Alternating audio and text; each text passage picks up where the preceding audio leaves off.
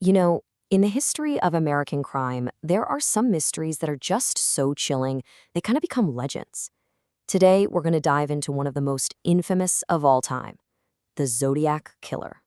And this isn't just a story about murder. It's about a ghost who played a twisted game with an entire nation and then just vanished. And that's it, right there. That's the one fact that defines this entire case.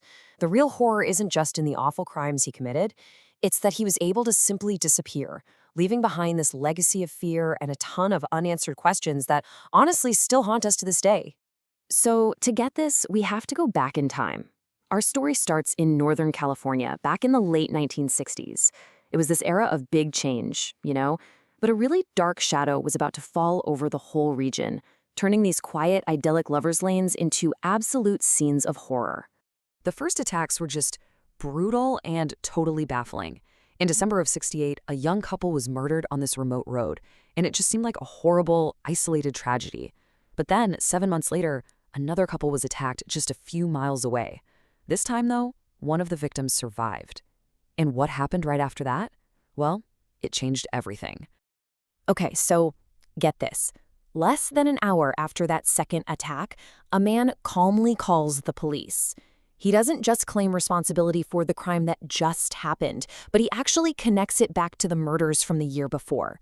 This wasn't just some random killer. This was someone who wanted the credit. He was literally announcing himself to the world. And that single phone call, it completely transformed the case. See, the killer wasn't satisfied with staying in the shadows. He was craving the spotlight. His very next move would turn him from some anonymous attacker into a public tormentor. And it was the beginning of this twisted game he started playing with the police, the press, and really, the entire community. And he gave himself a name, the Zodiac. He started sending these taunting letters to major newspapers, and in them, he demanded that they publish these strange coded messages, these ciphers. If they didn't, he promised he would kill again. So he wasn't just committing crimes anymore. He was building a brand, a whole persona built on pure fear. Every brand needs a logo, and the Zodiac created one. This infamous cross-circle symbol. The first time anyone saw it in person was during a terrifying daylight attack at Lake Berryessa. He actually had it emblazoned on this horrifying executioner-style hood he was wearing. He wasn't just hiding his face, he was creating an icon of pure terror. When his first cipher was finally solved, not by the FBI, but by a school teacher and his wife, the message inside was just absolutely bone-chilling. This quote gave the public their first real, terrifying glimpse into the mind of the Zodiac. He wasn't killing for money or for revenge. He was killing because he thought it was fun, for sport. And this is where the Zodiac's terrifyingly consistent pattern really took shape. First, he'd attack. Then, he'd taunt the media with his letters and his codes. And finally, and this is the most chilling part, he would prove it was him. After murdering a cab driver right in San Francisco, he mailed a piece of the man's blood-soaked shirt to a newspaper. There was absolutely no doubt left that the letters were real. So, with the entire Bay Area completely gripped by panic, a massive hunt began. But investigators, they figured out pretty quickly they weren't just hunting a man.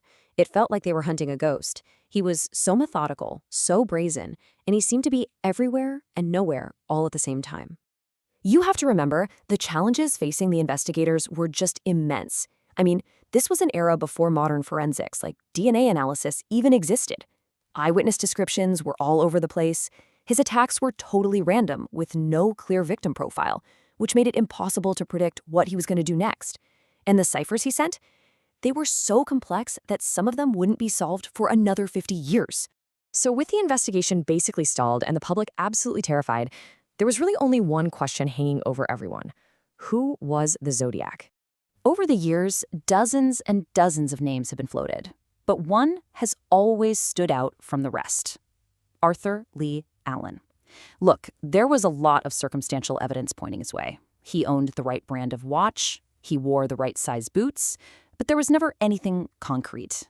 He was investigated for years, but in the end, there was just never enough evidence to actually charge him.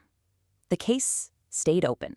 And then comes maybe the strangest part of this whole story. After a final series of letters in the early 1970s, he just went silent. The Zodiac disappeared. Did he die? Was he put in prison for some other crime? Or did he just get bored and decide his game was over?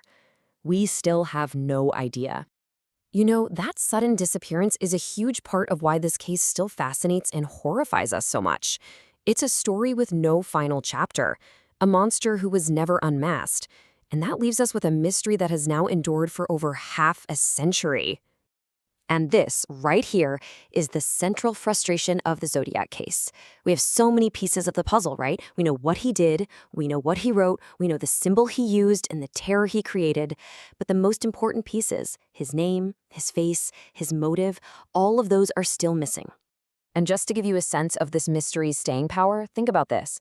It took a team of amateur codebreakers over 50 years to finally crack his infamous 340 cipher.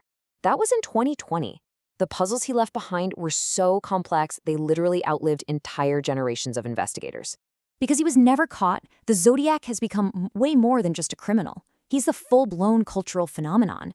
His story has inspired blockbuster movies, dozens of books, and this whole online world of citizen detectives who are still trying to solve the case today. He really set the standard for the modern, media-savvy serial killer. At the end of the day, the most terrifying thing about the Zodiac Killer isn't just the awful crimes he committed, it's the chilling, undeniable fact that he took on the police, the press, and the public. He played a horrifying game by his own rules, and he won. He just walked away.